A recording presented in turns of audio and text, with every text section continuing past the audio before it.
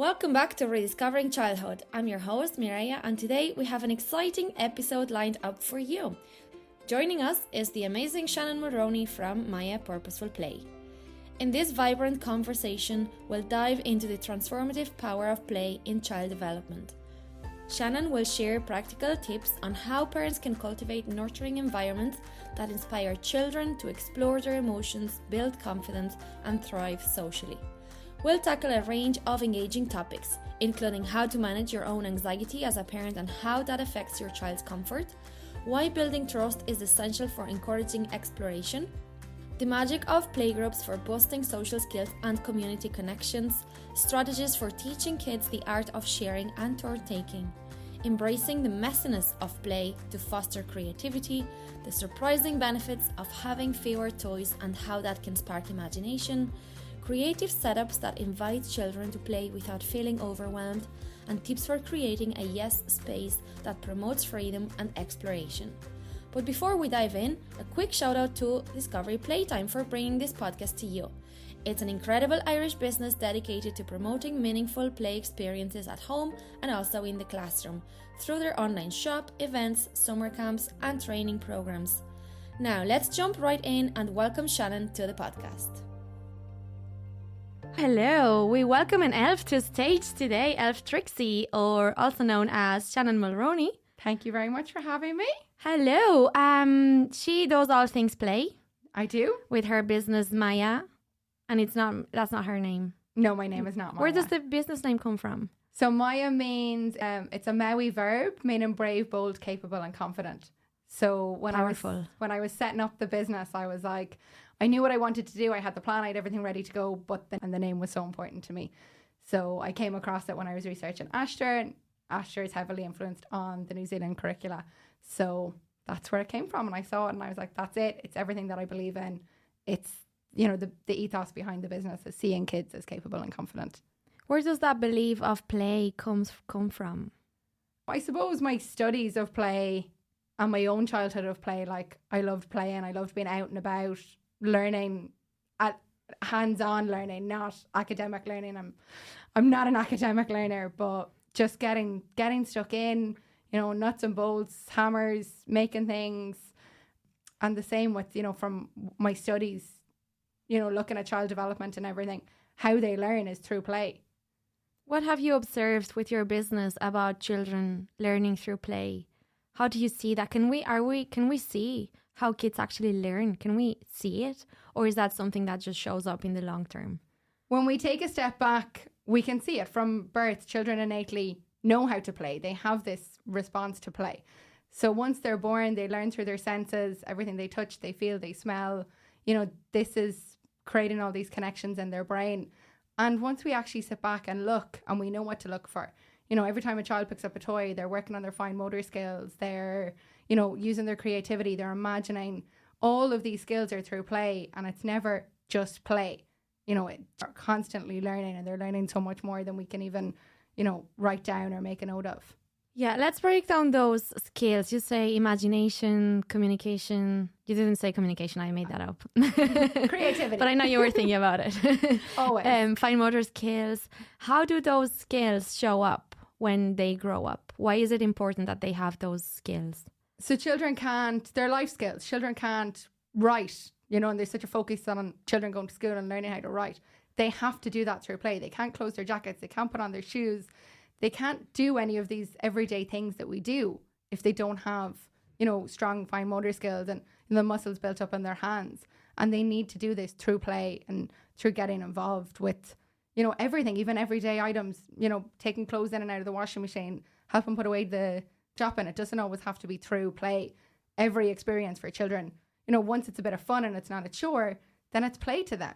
Or if it's a chore, but it's fun. Voluntary. It's, let's do competition, emptying the dishwasher. It's playful. It's playful. Yeah. Enjoyable, yeah. And what's the role of the adult when it comes to play? How can we interact with our children? What's the best way to interact with our children? Because sometimes they're so engaged in their play that if you go in and interrupt them, and that's not good. Because then that's it, they're out of their zone and it's very hard for them to concentrate again and go back into their world. But like it's finding that balance between stepping in, helping them, being there with them, and also stepping out, let them develop their independent play. So how can we assess the situation? And so just observe before we jump in. Don't just jump in. Do you know what I mean? Take a couple of seconds and go, well, why am I jumping in? Am I jumping in to help? Is there a safety risk? Do I need to jump in? You know, sit down beside them. Just sit there and be present. And if the child, you know, whether it's your child or children that you work with, often they'll invite you into the play. But if they don't invite you in, you can just sit and be present. You know, play parallel. If you're playing, you know, with the tough tray, as we both love, you know, start scooping and pouring the rice, start building a tower by yourself. You know, just play there beside them. You don't have to talk to them, but they know that you're there. They know that you're aware. You can kind of strike that balance as well of going, oh, I see what you're building. I see that you're building a tower. You know, it's very tall. Help them connect. You know, give them language, narrate what they're doing, to give them that language to connect their actions to the vocabulary as well. But sometimes, you know, it's really important for kids to just be left alone. You know, we don't have to be stuck into everything. We want kids to be independent, but yet we don't give them opportunities to be independent and make decisions. So it's about striking that perfect balance of being there, but presence. You know, kids want us to be involved. And I know one of my things myself when I worked with kids is I hate the imaginary play.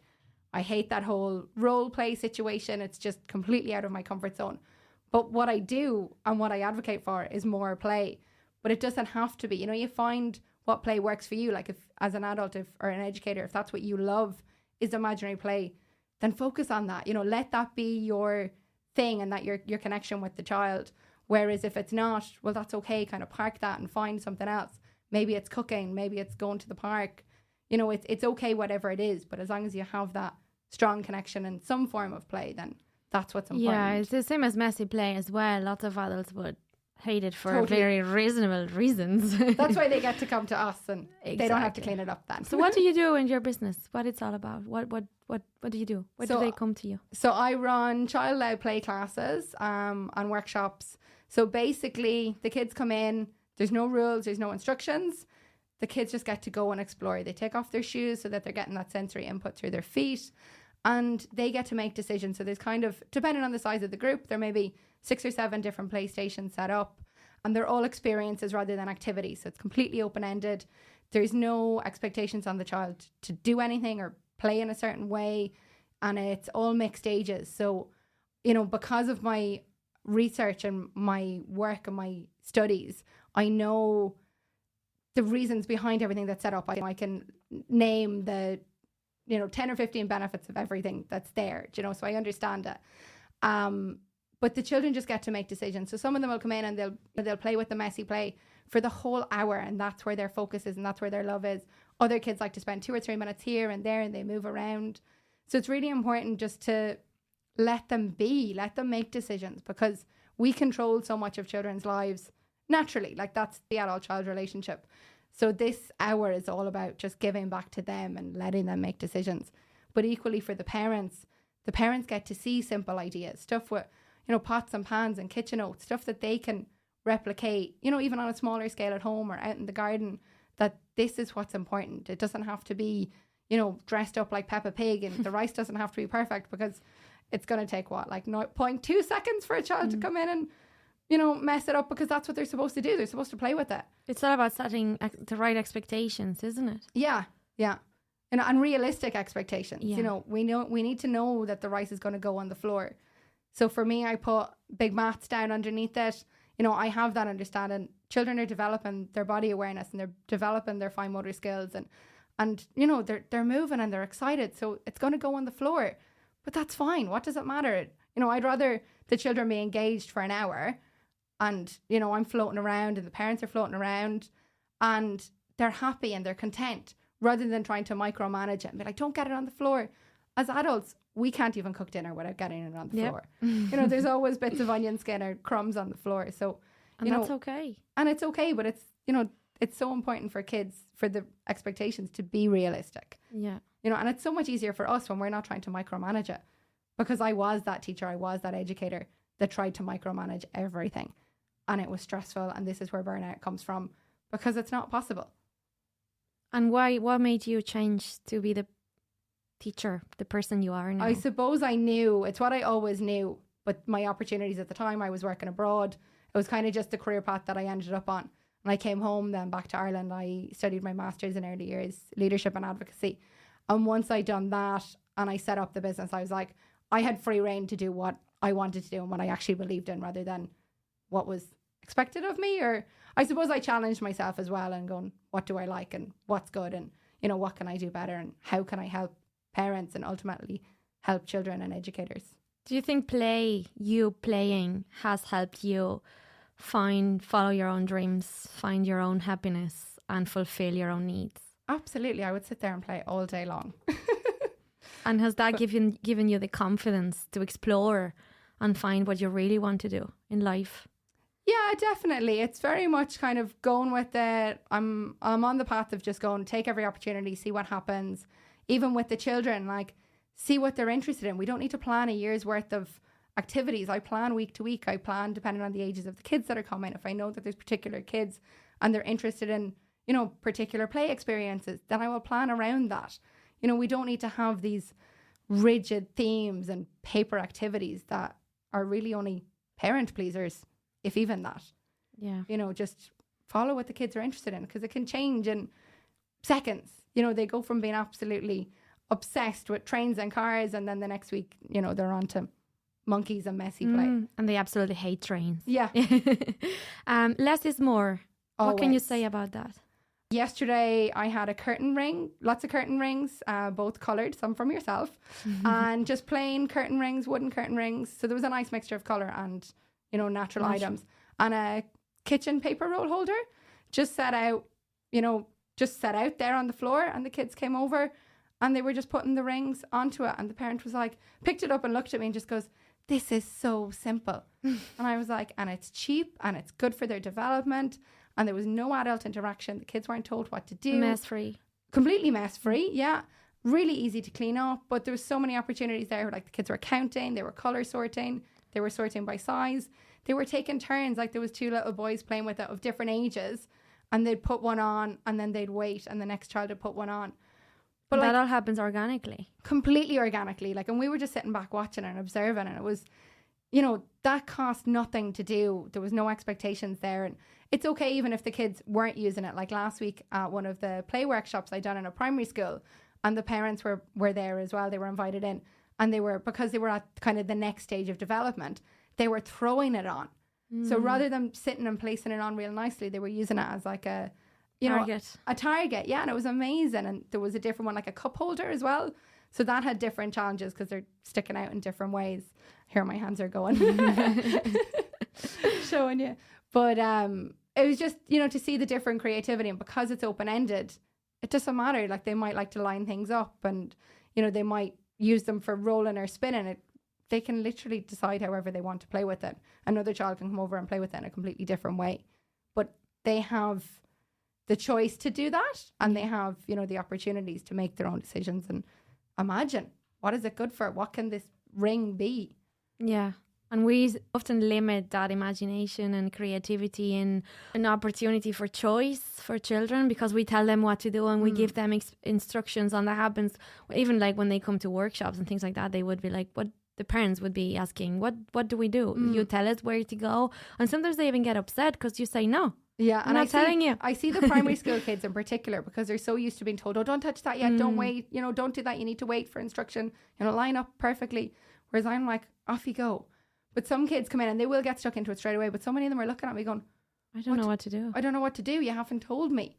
And it's like, and it's just so lovely. I think primary school workshops are one of my favourite because I get to be the educator in the school, but in a very different environment. And, you know, so many teachers come out of that and go, wow, I can do this. Do you know what I mean? And it's the simple ideas as well, rather than just, you know, writing the cat in a hat over and over again to improve their handwriting. And it doesn't mean they're learning anymore.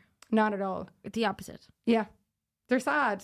Do you know what I mean? They're sad, they're upset, they're frustrated because they can't do it. Doing the wrong thing again and again doesn't teach them how to do the right thing. Yeah. You know, you need to look at other ways. And I think a lot of it comes from our kind of, what do we think play is? So, you know what I mean? If you think the play is only playing with Lego, then we have to challenge ourselves to be why is this? Why are we afraid of this? Or why are we afraid of doing that or not doing that?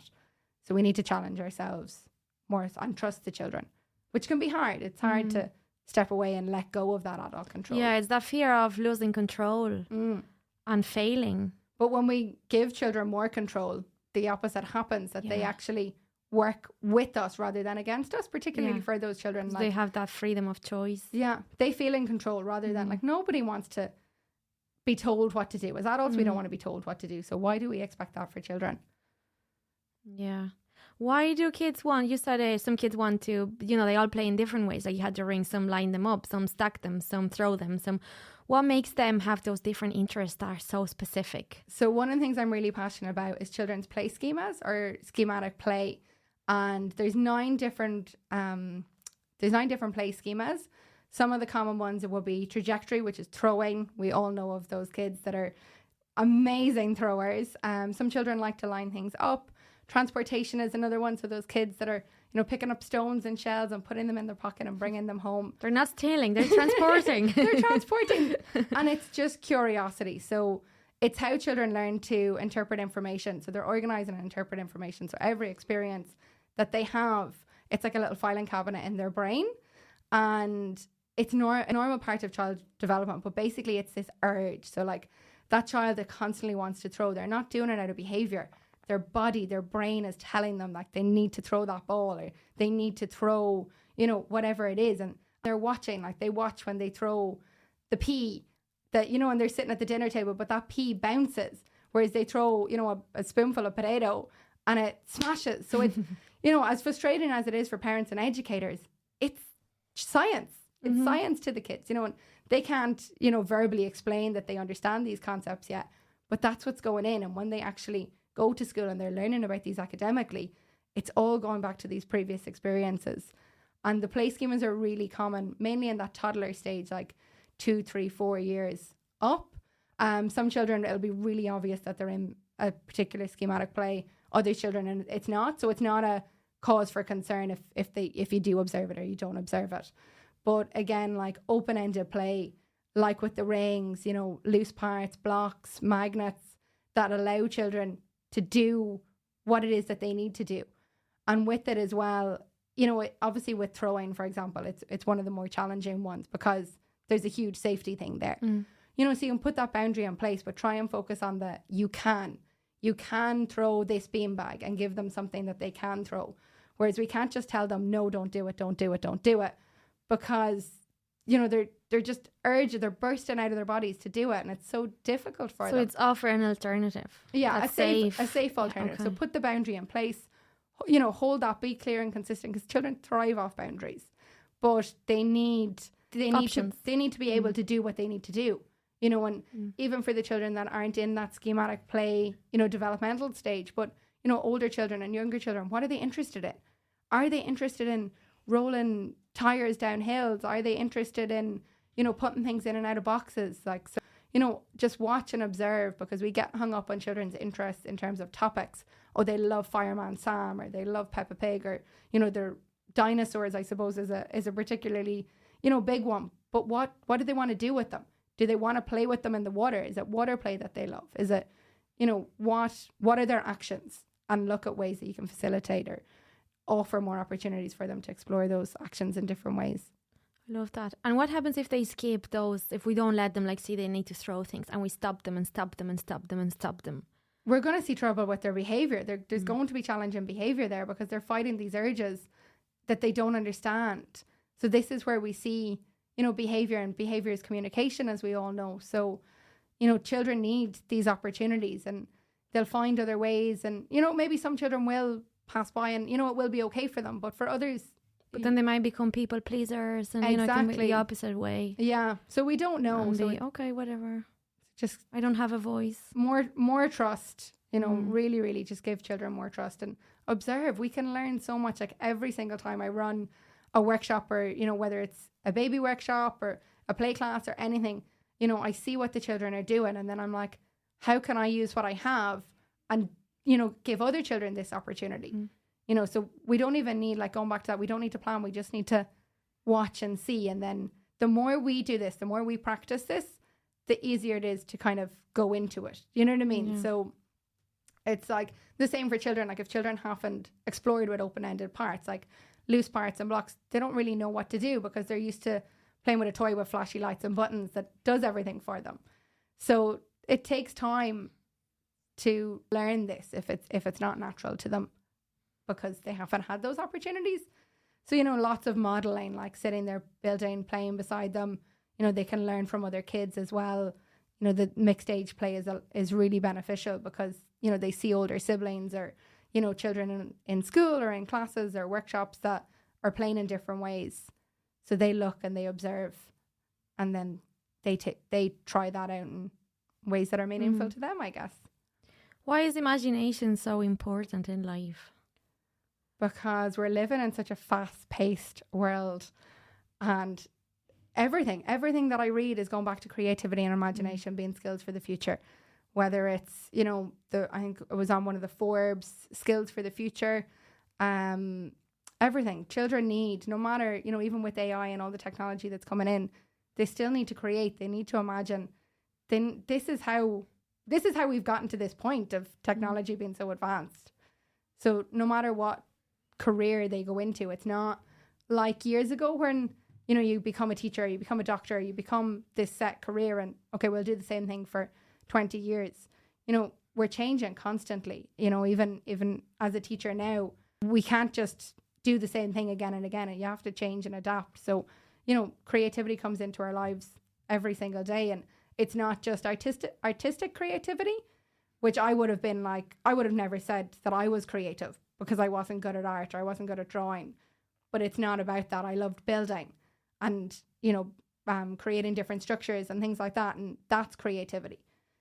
Coming up with a new recipe or a fruit punch, that's children's creativity. So we need to allow for that and recognize that as well, that creativity isn't what we preconceive it to, what we might be ready to think that it is, I guess. Yeah. And if our child doesn't know how to play for many reasons and circumstances, how can we start making those little changes to help them?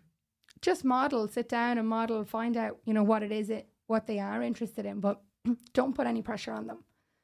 Just go with whatever, if the more pressure we put on them, we're putting expectations on them, then it's making it even more challenging for them. So just go with their own pace. They'll get there when they're ready to get there. And, obviously if there are concerns, go and speak to professionals and get that support if you feel like you need it. But, even at that, the professionals are going at the child's pace, and because they will learn when they're ready and when they're happy. If their well-being needs aren't met, then they can't learn. If they're not happy, none of us learn. We sit there thinking about being sad. How miserable we are. If we're sitting in a room and we're cold or we're too hot, that's all we can focus on. We can't focus on what's actually being taught. Yeah. Mommy, I'm bored. Mommy, I'm bored. Mommy, I'm bored. What does mommy do? Nothing. Yes. We're on the same page here. And this is where the open-ended play comes back into End of the episode.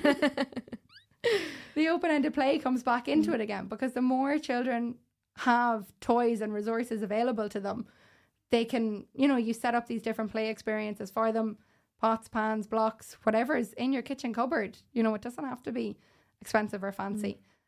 But then the more they have these opportunities, the more they'll start to think, and then they'll go and they'll take their kinetics magnetiles and their little tubes of dolls or animals, and then they'll put them together, and all of a sudden they've created a whole imaginary world, and it's kept them busy for an hour and a half, and they're not bored anymore. Yeah. What's an invitation to play? An invitation to play is a setup. Always, for me, it's always very simple, but it's there literally as an invitation. So, it's open-ended. The children can come, they can explore. They have that innate sense of curiosity. So they're like, oh, what's that?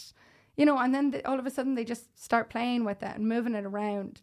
But the main thing with it is there's no predetermined goals or expectations.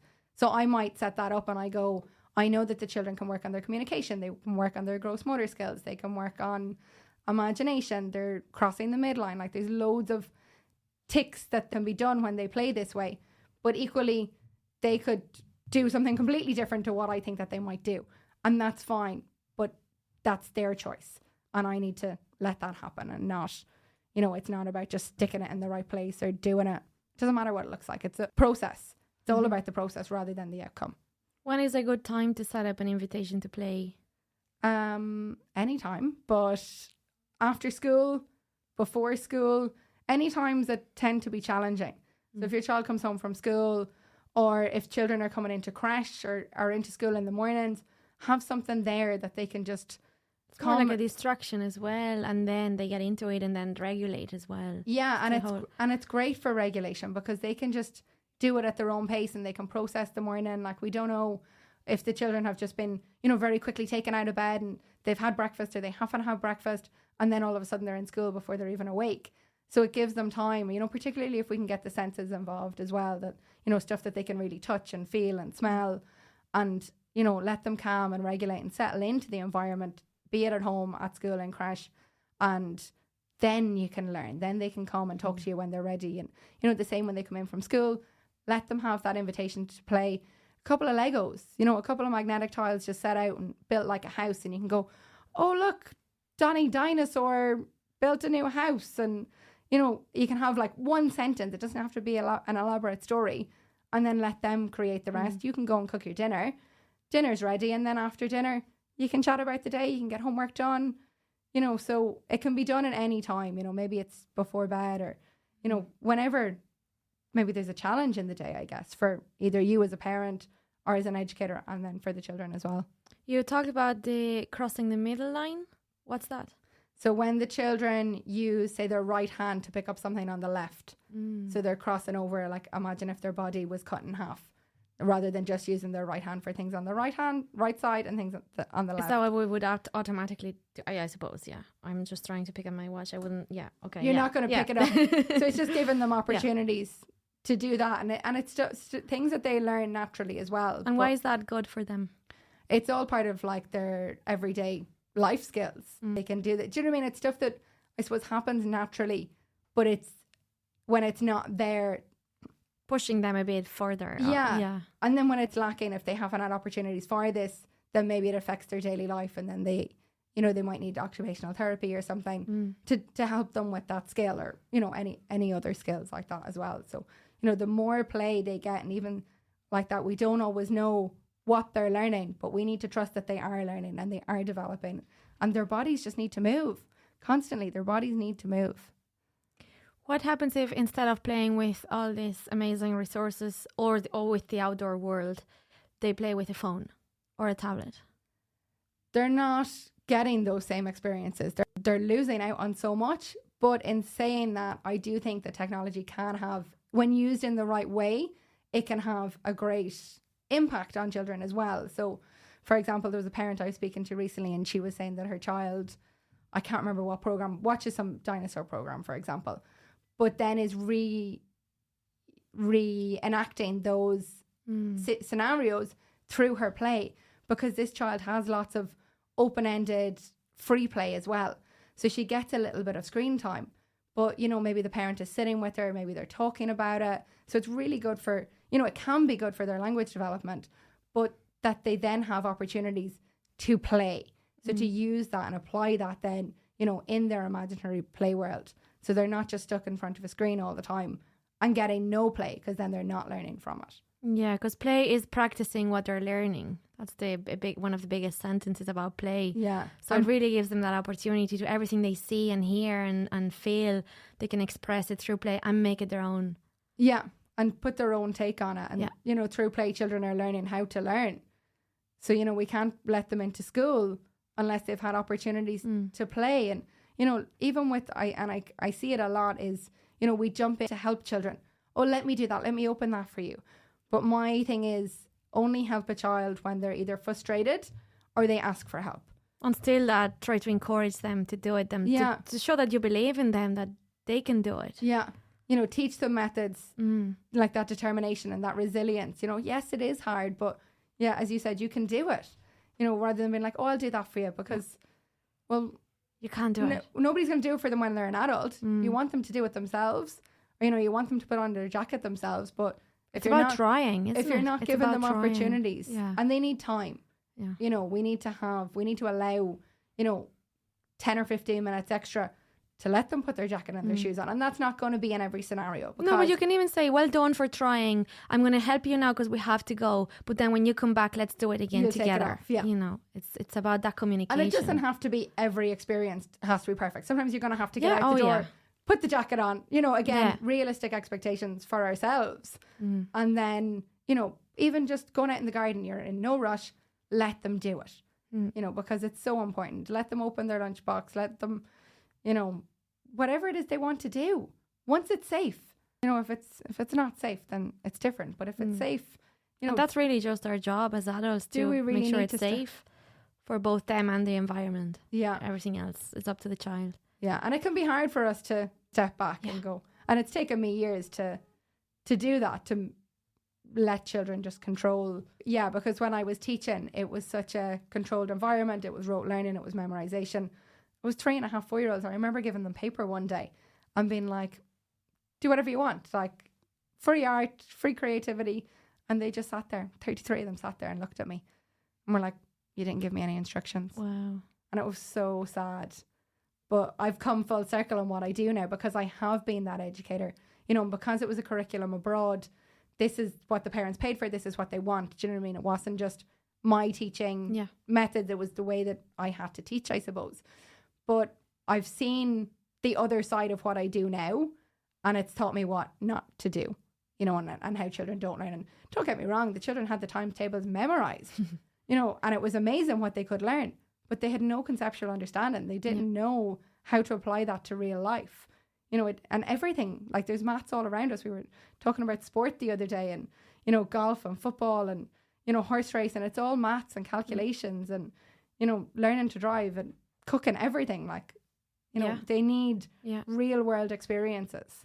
Yeah, it's like learning a language. You can learn, like I always give the example when I learned English in school, or, most kids would learn Irish here. I can't speak any Irish. Yeah, and you learn all the past and present and future and colours and vegetables and fruit, and then try to put a sentence together. Yeah. You can't. There's no understanding there. It's no combination in sense of, whereas if it was structure. taught through play and fun, then we would pick it up with conversational. Yeah. But it hasn't been. It's like you can't learn to ride a bike by reading a book. You can learn all the theories about balance and what you need to do, but you need to get out and do it. Yeah.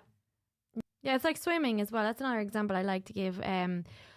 Again, you can read a book about how to swim, but then you can know all about swimming, but they throw you in the swimming pool, you'll sink. Yeah.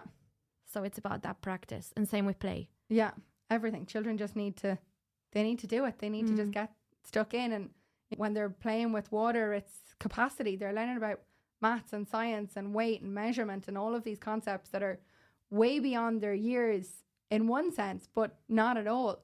They're just not verbally expressing their understanding of them, but they understand, they know, and they probably have a better understanding of it than we do. Yeah. Because they're so in tune with it. They're listening and this is all they're thinking about is their play. They're so focused on it. Whereas we're thinking about a million other things. Yeah. Do you have any funny stories of things that you have set up thinking this is what, you have your own expectations when you set up an activity and then something totally different happens? Because the kids always, every time I play with kids and I do something, they're like, no, that's not how it works. No, this is not what you do. And I think a lot of parents or educators struggle with that because it's this power control of kids are trying to take back and you're not doing that right. Because that's what they're probably listening to. Okay, fine, then you play on your own. Yeah. No, there was an after school I was in one time and there was 2 rice trays and some tubes and like they created this rice factory. So like the language and communication and like there was one boss, I guess, and he was like, right, you go on your break. And he was watching the clock. So he was sending the kids and he's like, right, your 5 minutes is up, or telling another child that they needed to go and get X child because their break was up. And there was so much, and they were boxing it. They were imaginary boxing it and moving it from one space to the other space and, picking out little grains of rice that, didn't meet quality control. Oh my God. It was amazing. And, this is what we expect children to do. And these were after school kids. So these were 8, 9, 10 years of age maybe. And there was kind of maybe 5 or 6 of them mainly involved in it. And the other kids were playing around, but then other kids would come in. Some of the kids that were there would leave. So It was It's about learning what you said earlier about learning from each other, and even just being there and hearing them and talking and observing them. Oh, it was amazing to watch. And like I came back then the following week and it was set up in a different way, but because they didn't have the same resources, but there was still rice there and they loved that so much last week, they tried to recreate it, but you know, they put a different spin on it. And it was just, it's so amazing to stand back and watch them and, you know, just to listen to them, because the communication that they have there, because if we ask them to write all of this down, you know what I mean? And we're assessing them. We're not assessing them on their play. We're assessing them on their academics. But if we assess their academics through play, it's a completely different outcome. Yeah. You know, and we can see what children really know. And that's not to say, look, I know that there's, you know, it has to be done. Certain standards you need to, they have to be met and stuff as well. But I think we just need to trust ourselves more. We need to trust the kids more. We need to trust our teachers and our educators more. How do older kids play differently? Do they play differently than younger kids? Is it always the same play and it doesn't matter how old you are? No, play evolves as children's development evolve, as their brain evolves. So a 2-year-old is playing with the blocks and that rice play setup. Chances are they're probably more transporting it, like we were talking about the play schemas earlier. They're scooping it into the container and they're moving it from one to the other over and back, and a lot of this repetition. Whereas older children are using, they're bringing in that creativity and their previous experiences, and they're creating rice factories, and there's a lot more social interaction. You know, they're working out together, they're having conversations together about what's happening, whereas the younger children are more playing side by side. You know, they're playing the same thing, but they're not really playing together. Whereas there's a lot more collaboration then as they go on, and they bring in a lot of their previous experiences. And what, do you get kids coming to your workshops and parents saying, oh, they're very shy? Yes, I had a conversation with a parent the other day. Can we please talk about that? I hate that word. So I try to approach it, and if it comes up, being like, let's not, you know, your child is allowed to feel nervous, and you just take time for them to settle in. You go and choose. When a parent says, my child is shy, what do they really mean? That their child is nervous. They're sussing out the situation. I don't walk into a room and throw myself into the middle of it and, you know, hands up. Oh, you're shy as well. You know, but like the and again, it's going back to the expectations that we have on our kids.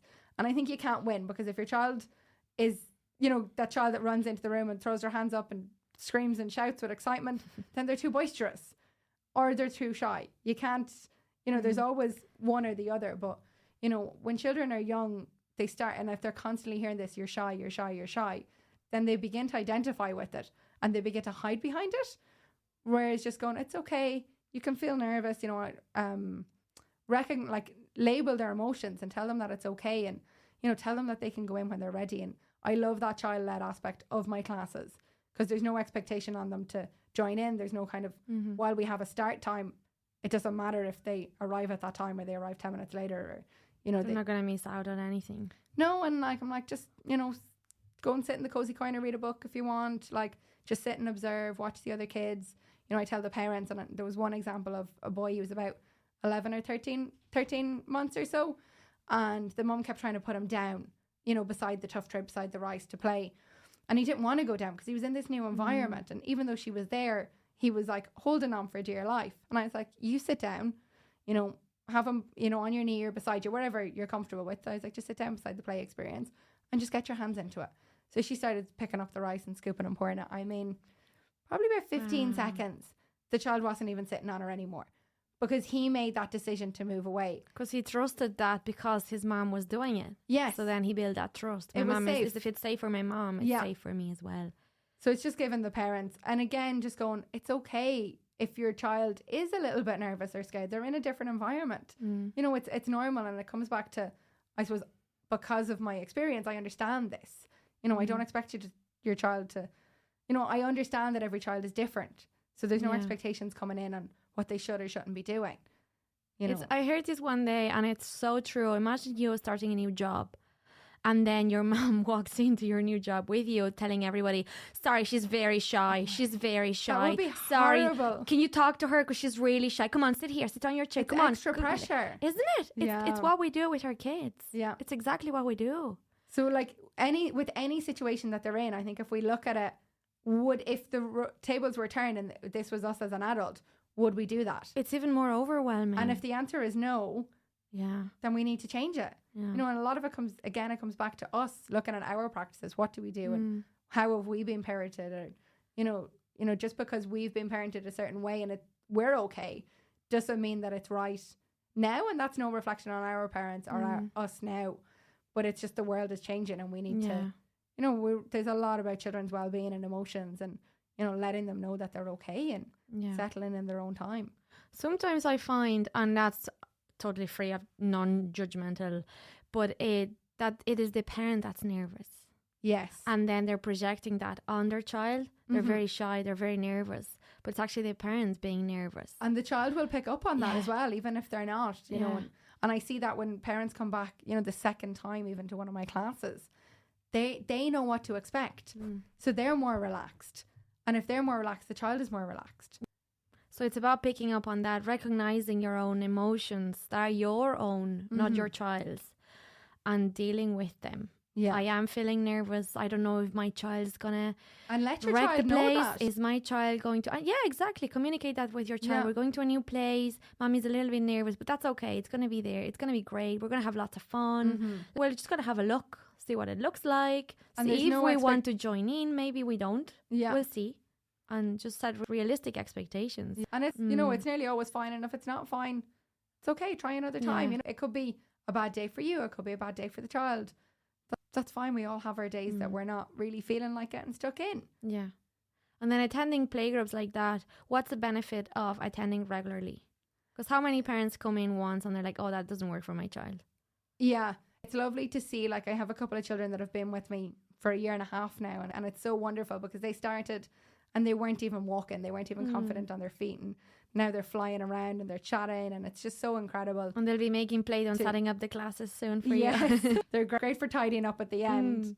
But they start to build up their confidence and their skills, and the parents get to know each other as well. So, you know, playgroups are they're just as much for the parents or the caregivers as they are for the children. That hour and a half or 2 hours by the time you get there and get packed up and everything, to get out and see others and get ideas, and not to, you know, to have to walk away from it, to be able to walk away and really let the kids enjoy their play rather than thinking, oh, I don't want to be picking up that rice later on, or, you know, you're stopping because you're worried about the mess, really, whereas you don't have to worry about the mess when you come to us. But like children's social skills, whether they're in creche or school or not, if they're in school, they know their classmates, they know who they can take the toy off, they know who they want. If their identities built and personalities, they know where to push those boundaries. And where to and they know the personalities that they like and who likes what. So, you know, which is really important that they do. But then when you put them in a different social situation, you know, they're learning and they're working on different social skills and they're problem solving, and they're saying, no, that's my toy, or I'm playing with that. And again, these are challenges for parents because they're like, oh, I don't want my child taking that off another child, because what if that parent judges me? But children we need to allow these situations to happen for children to overcome them. And more often than not, they figure them out by themselves, you know, but it can be hard as a parent to let that happen. And then for children, like, the creche places are so hard to get at the moment. You know, some children aren't starting until they're in ECCE. So the playgroups give them that option, you know, even if it's a parent and toddler group, private classes, swimming classes, whatever it is that they can go to, gives them that social outing. It's given them different experiences and different opportunities to explore toys that they don't have at home.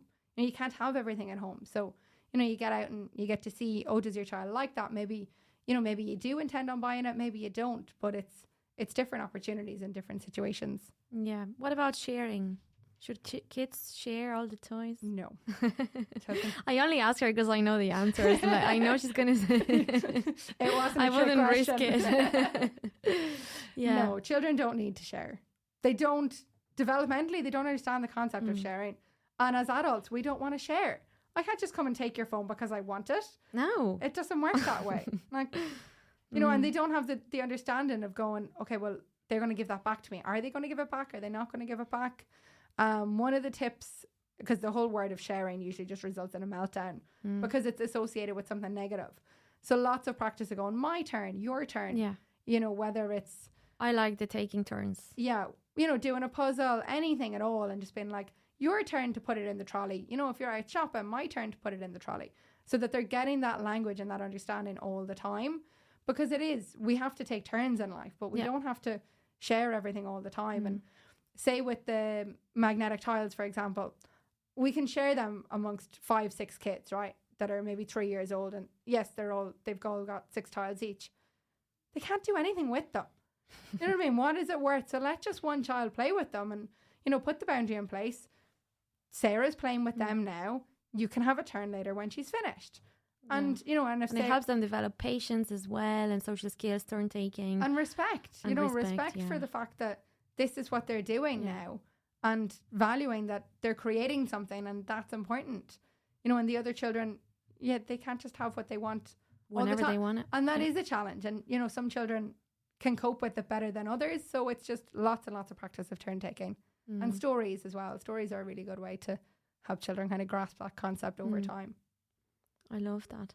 What, before we go, would you have any advice for anyone listening, whether it's parents, teachers, in regards to play? Keep it simple. You know, take the expectations off yourself. How simple is too simple? Never too simple. Because children will create and they will imagine. So they'll take it to the next level. But just try it. Set up an invitation to play. There's a challenge. Give us a few examples of invitations to play. So pots and pans out of the cupboard. A kitchen tray maybe with some oats on it. Let's do that, right? Basic kitchen tray, like a metal cooking tray, something like that. Little lip on the side of it. Some spoons and some bowls. And, you know, you can put it on the kitchen table, put it outside with either water, oats, anything the children can scoop and pour, pasta, depending on their stage of development. You know, once it's not a choking hazard for them, that's important. And just see where it goes. See what they're interested in.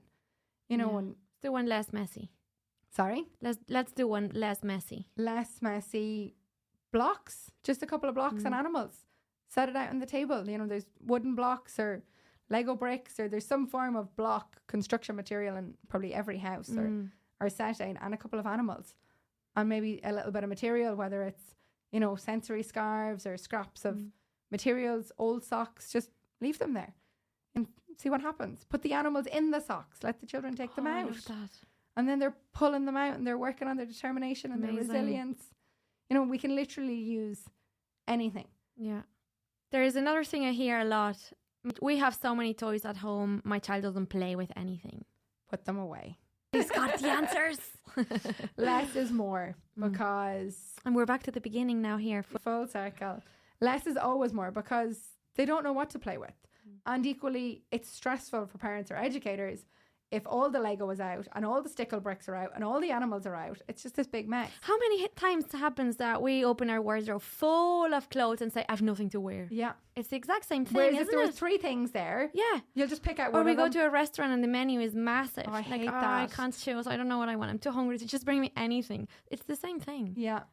So less is more. Put them away. Put them in the attic. Put them in another room and set them out. Like, I know it's not always possible to sort things by size. And again, I'm going back to the kinetic tiles because I love them. Where'd you buy them? I wonder. Is it Discovery Playtime? Discovery Playtime, that is. Yeah, I think I did get them off it.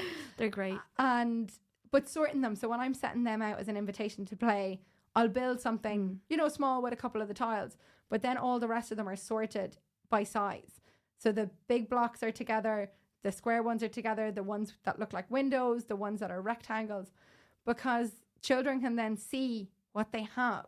So when they're building something, they go, I only have 4 triangles. So I can only build 1 roof. I can't build 4 roofs. So again, like stuff that we don't even realize, like that forward thinking, there's so much planning involved. Like we can't cook a recipe. We can't cook a dinner if we don't know what's in our fridge or freezer. So it's the same for children. So, you know, less is more and let them set it out in a way that they can see it rather than it just being chucked into a box. Yeah. You know, and that goes back to the invitation to play. You know, even if they are chucked into the box, take it out, build something small beside it and just, it'll spark that little bit of creativity or like, wonder in them. Yeah.